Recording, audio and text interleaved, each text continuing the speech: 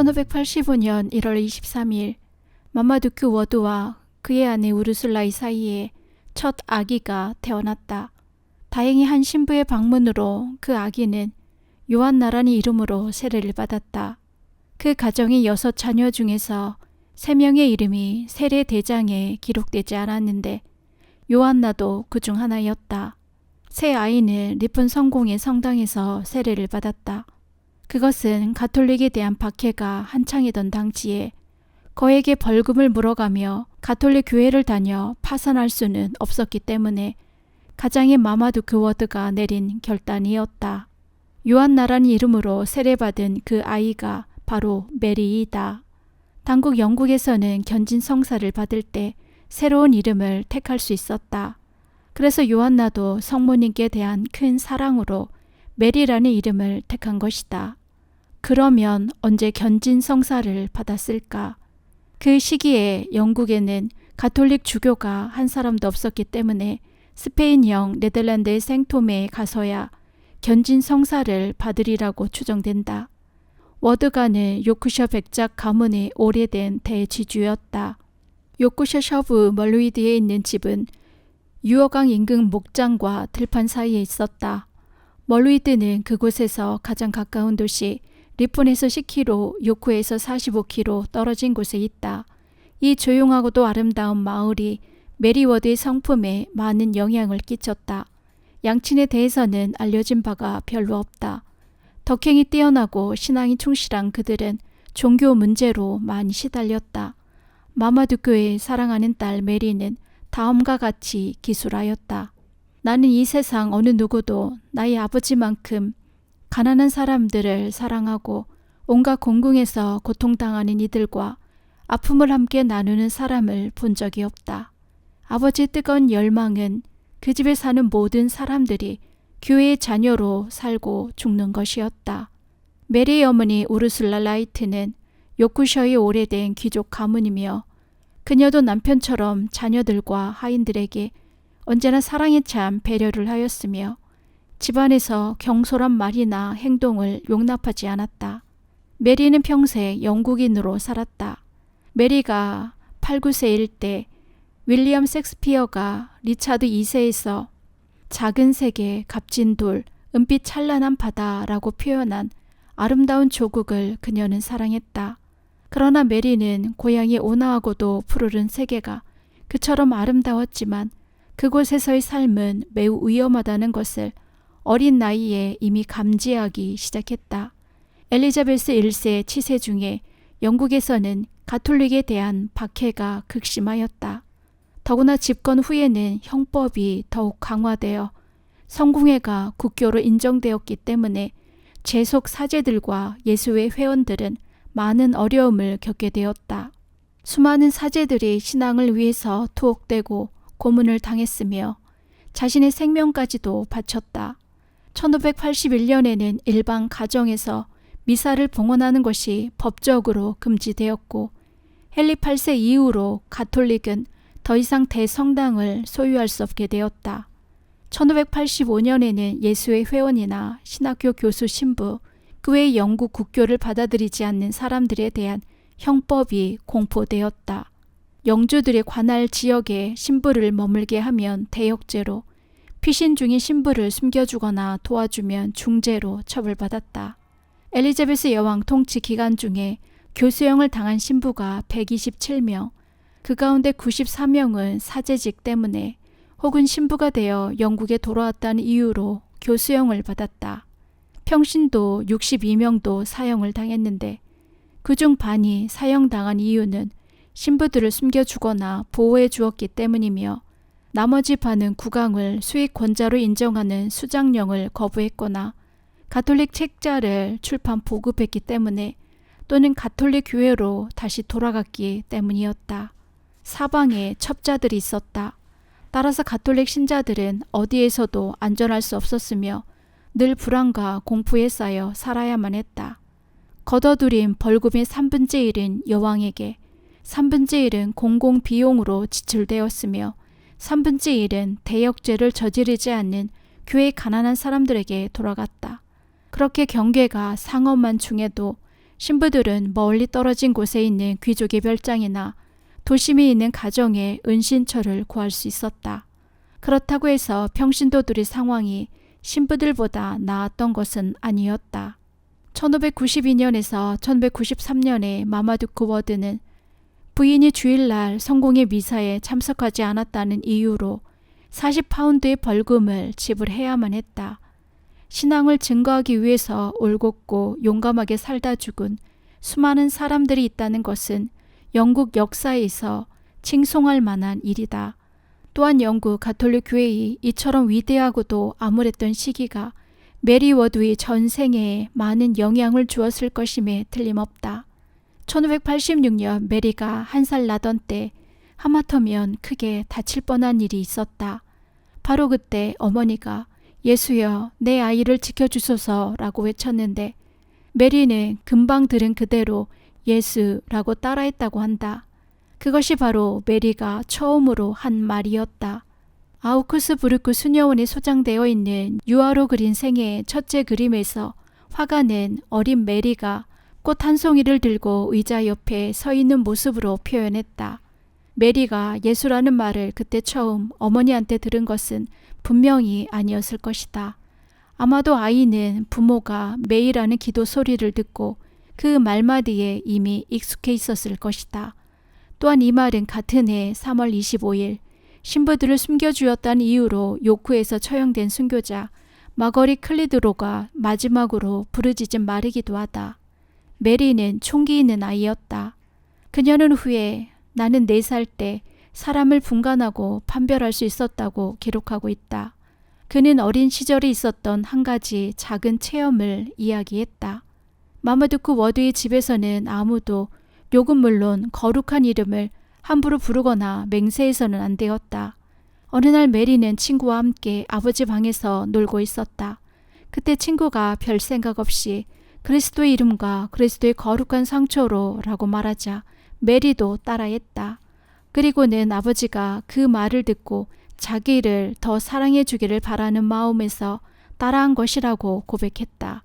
그러나 아버지는 화가 나서 처음이자 마지막으로 메리를 때렸으며 그 후로 아이가 하는 말에 더욱 주의를 기울여 들었다고 한다. 메리는 5살 때 플라우랜드 홀에 있는 외가로 갔다. 그 영지는 한적한 곳으로 웰위크 본당에 속하며 헌법평원에 위치한 비벌린 남동쪽에 있었다. 메리가 외할아버지에 대해서는 이렇다 할 언급을 하지 않았으나 외할머니는 용감하게 신앙을 지켰기 때문에 14년간이나 혹심한 감옥살이를 겪어낸 덕망 있는 여인으로 묘사하고 있다. 메리는 첫 번째 외손녀였기 때문에 외할아버지나 외할머니의 사랑을 듬뿍 받았다. 그러나 핍박 가운데 신앙생활을 해야 하고 후에 대저택의 주인 노릇을 해야 하는 그녀의 삶이 얼마나 어려운 것인지 잘 알고 있던 외조부모는 메리를 응석바지로 자라게 하지는 않았다. 메리는 플라우랜드에서 읽기와 쓰기 그리고 라틴어 기초를 배웠는데 누가 가르쳤는지는 분명하지 않다. 메리는 할머니가 가르치는 작은 일들을 배우면서 집안 관리를 위해 무엇을 해야 하는지 알게 되었다. 라이트 부인은 감옥살이가 얼마나 어려운지 알고 있었으므로 먹을 것을 애타게 기다리고 있는 수감자들을 돌을 보아주곤 했다. 어느 날 할머니는 닭을 몇 마리 잡으라고 지시했다. 메리는 그 말을 듣고 감옥에 있는 사람들에게 애긍을 하려면 자기 닭도 내놓겠다고 말씀드렸다. 그러자 할머니는 매우 기뻐하였다. 그러나 메리는 그 시절의 이야기를 기록하면서 나는 단지 할머니의 관심을 끌기 위해서 그렇게 말했을 뿐이라고 덧붙였다. 메리는 그처럼 사랑과 관심을 받고 싶어한 아이였다. 왜 할머니의 보살핌에도 불구하고 메리는 막내 이모 앨리스 때문에 공경에 처하게 되었다. 앨리스는 어머니 몰래 경솔한 행동을 하곤 했지만 섬세한 양심을 가진 메리는 무엇을 숨기며 한다는 것을 용납할 수 없었다. 그러나 침묵을 지켜야 했기 때문에 그것이 큰 잘못이라고 생각했다. 할머니는 기도할 때마다 메리도 늘 함께 기도했다. 메리가 후에 자기는 자리에 앉아서 놀았다고 쓴 것으로 미루어 보아 아침 기도, 저녁 기도, 식사 전후 기도 외에도 더 많은 기도를 한 것 같다. 그러나 그녀는 이 부분에 대해서도 인정받기 위해서 정신을 똑바로 차리고 있었다고 말했다. 메리가 전하는 바에 의하면 10살 때 아버지가 자기를 다시 멀위드로 데려갔다고 한다. 그리고 몇 가지 기록에 의하면 어느 날 저녁 생기 넘치고 장난기 가득 찬 10살 된 메리가 하녀에게 침실로 데려다 달라고 졸랐다고 한다. 메리는 하녀에게 무등을 태워달라고 했는데 어쩌다 그랬는지 떨어져서 잠시 말을 못하게 되었다. 침대에 옮겼을 때 메리는 예수님의 이름을 한 번만 더 부를 수만 있다면 기꺼이 죽을 수 있다고 생각하였다. 그 어린 나이에 죽음에 대해 생각했다는 것은 주목할 만한 일이다. 아마도 1594년 7월 플라우랜드 홀에서 돌아가신 외할아버지의 죽음이 깊은 인상을 심어 주었는지도 모른다. 하지만 조금 후에 예수님의 이름을 부를 수 있었고 사실 다친 곳도 없었다. 1595년 주의 봉헌 축일에 멀위드 집에 불이 났다. 당황한 나머지 경황이 없어 아무도 아이들에 대해서 마음을 쓰지 못했다. 그때 메리는 어른스럽게도 동생 엘리자베스와 바바라를 데리고 1층으로 내려갔다. 놀란 아버지가 불꽃에 쌓인 집 안으로 뛰어들어가 로사리오 기도를 하고 있는 세 아이를 무사히 구출할 수 있었다.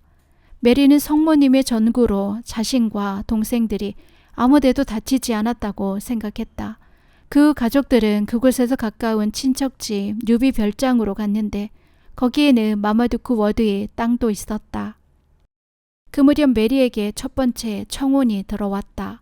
그런데 얼마 후 청혼자가 죽고 말았다. 그가 죽었기 때문인지 혹은 다른 이유인지 분명하지 않지만 그녀는 결혼하지 않아도 되었다. 후에 메리는 하느님께서 자신의 구원을 위해서 한 가지 장애물을 없애주셨다고 기록했다. 위에서 언급한 세 가지 사건, 즉 하녀의 어깨에서 떨어짐, 멀리드의 화재, 첫 번째 청혼에 대한 것은 모두 메리의 깊은 신심을 보여주고 있다. 이와 같이 그는 자신이 공궁에 처하게 되면 어디로 피신해야 하는지 알고 있었다. 메리는 뉴비에서 두 번째로 들어온 청혼을 거절했다. 그 후에 메리의 아버지는 다시 시작된 가톨릭 박해를 피하기 위하여 1597년, 1598년에 가족들과 함께 노선벌랜드에 있는 에누크 성으로 갔다.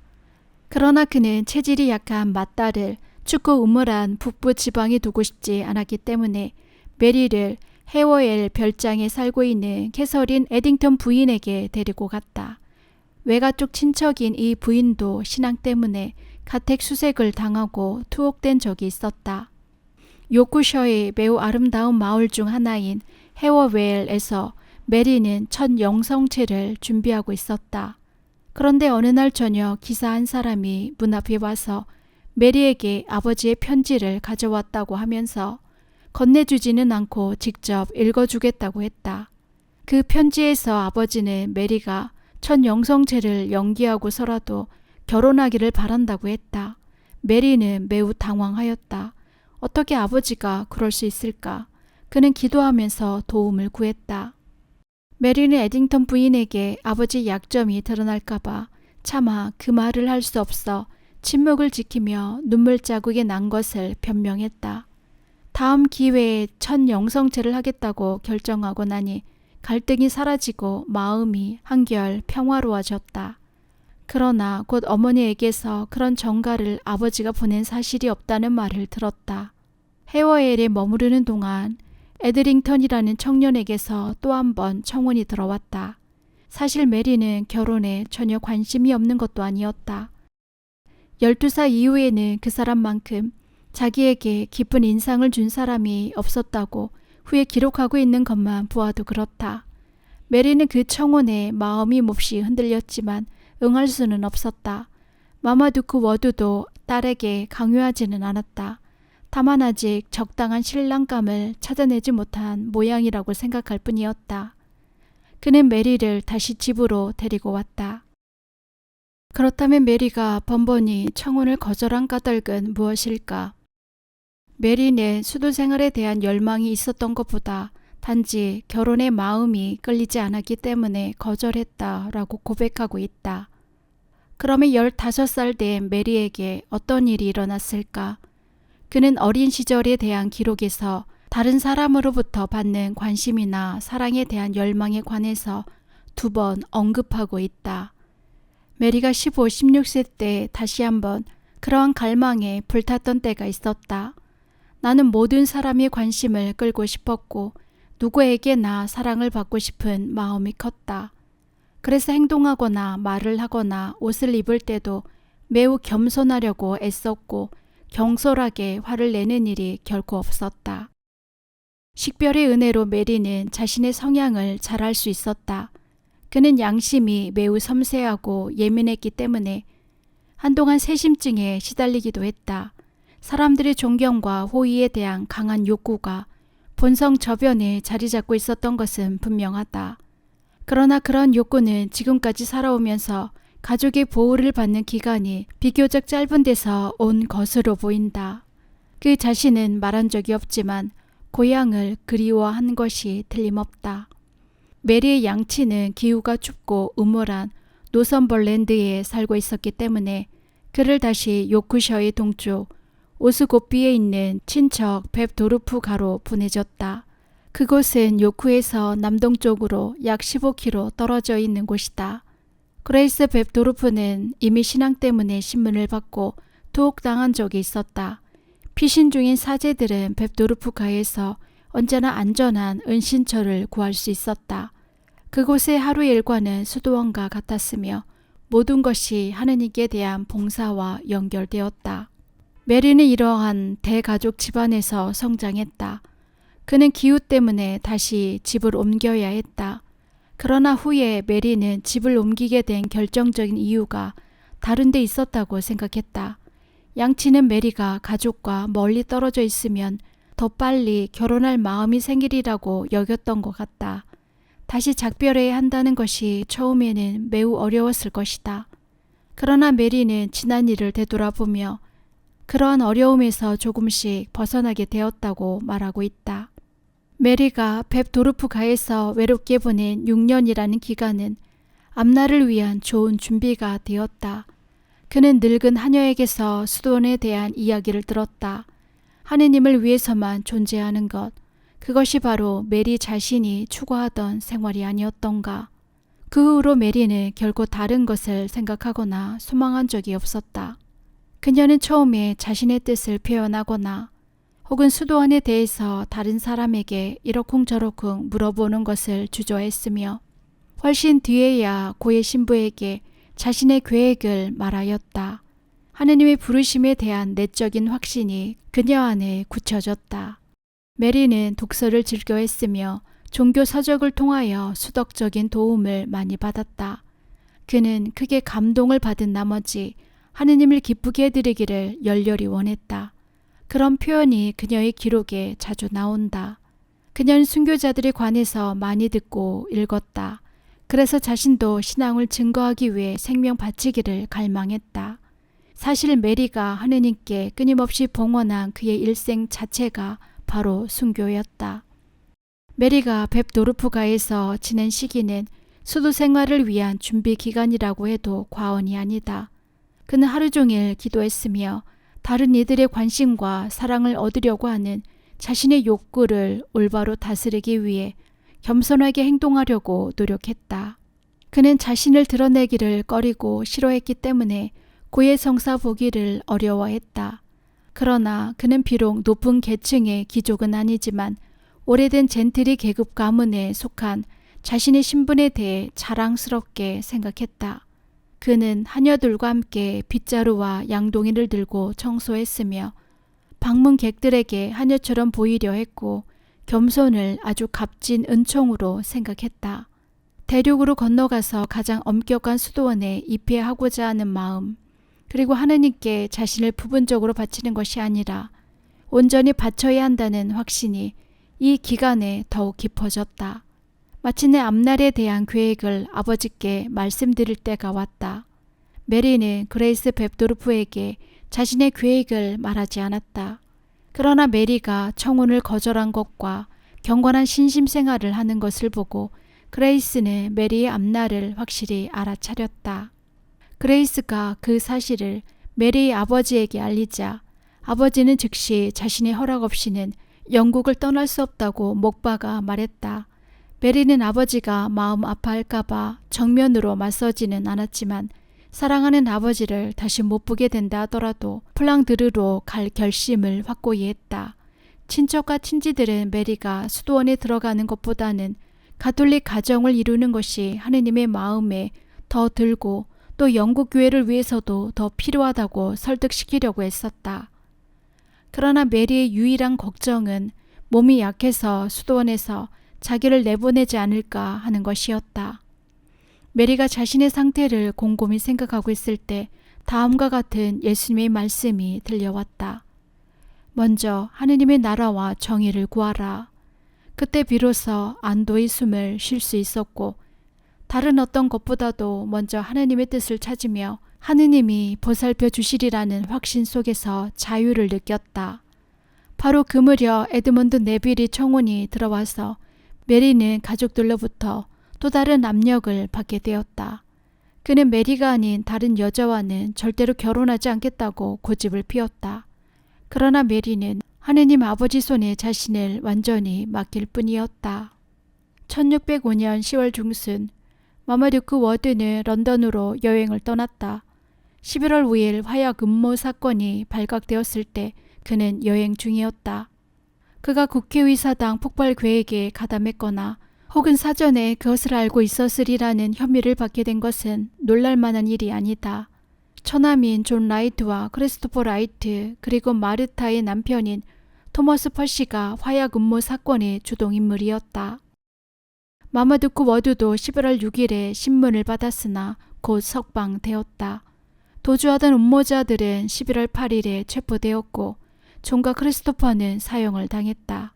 토머스 퍼시는 심한 상처를 입고 고생하다가 얼마 안 되어 런던 탑에서 옥사했다.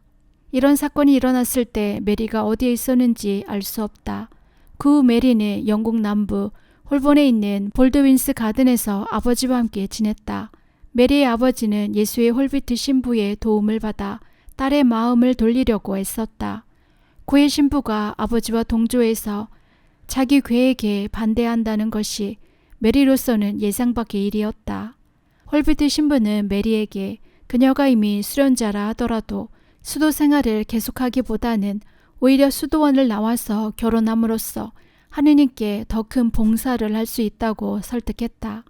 그러나 홀비트 신부가 결국은 메리를 도와주게 되었다. 그 신부는 미사 중 성 변화 후에 성혈을 엎지르는 실수로 인하여 생각이 변했던 것이다. 그때부터 그는 더 이상 메리의 계획을 말리지 않았으며 아버지도 사랑하는 딸의 소원을 들어주게 되었다. 이제 배움의 첫 번째 시기가 지나갔다. 메리는 각 가정과 환경에 적응해야 했으며 모든 연령층과 사회의 여러 계층 사람들과 교제하는 법을 배웠다. 그 자신이 원하는 것들은 뒤로 밀려나게 되었고 하느님이 유일한 피신처임을 체험했다. 21살이 된 그녀는 훗날 자신의 소명을 이미 준비하고 있었던 것이다.